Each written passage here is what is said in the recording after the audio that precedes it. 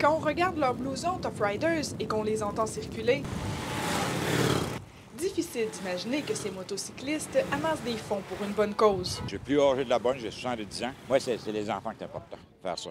C'est très important parce que ces pauvres petits enfants sont tellement malades, puis il y a besoin de nécessité, mais personne ne peut tout lui donner ce qu'ils ont besoin.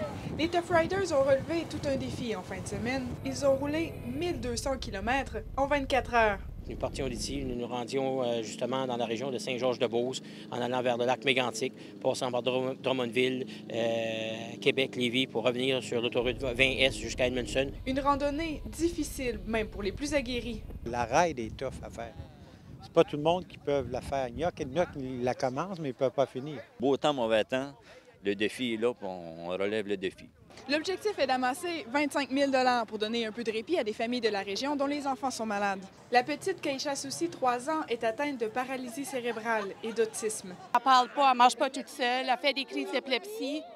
Ça fait que ça demande beaucoup de voyageurs en dehors pour les hôpitaux, pour la réadaptation et tout ça, là. Et Mathis Leblanc n'a qu'1 an et demi. Il souffre de cardiomyopathie dilatée sévère. Donc son cœur est dilaté pour une raison qu'on ignore, on ne sait pas pourquoi.